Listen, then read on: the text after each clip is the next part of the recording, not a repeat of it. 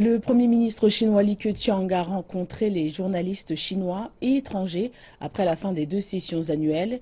Il a répondu à des questions sur la croissance chinoise, l'administration et la stabilité régionale. Plus de 900 journalistes, tous en attente de réponses à leurs questions concernant l'économie et les questions sociales.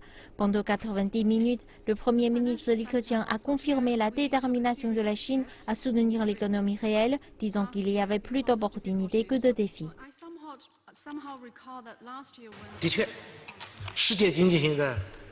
En effet, l'économie de la Chine a été profondément affectée par le ralentissement de l'économie mondiale. En même temps, l'économie chinoise traverse une période de transformation structurelle. Mais le futur de l'économie chinoise est encore prometteur, parce que le marché chinois est rempli de potentiel.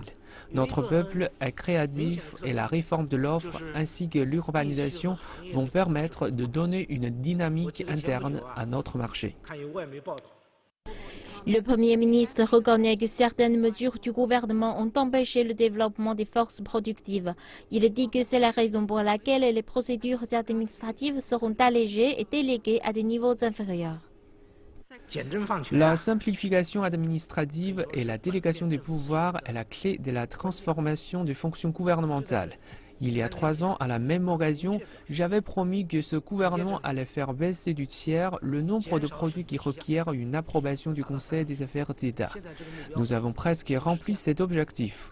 Notre but est de fournir aux entreprises et aux particuliers des procédures administratives simples et efficaces.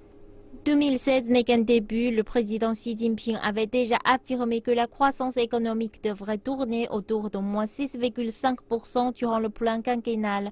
Cette assertion a été reprise par le Premier ministre Li dans son rapport de travail. L'objectif est l'édification d'une société de moyenne aisance, telle que soulignée par le plan quinquennal.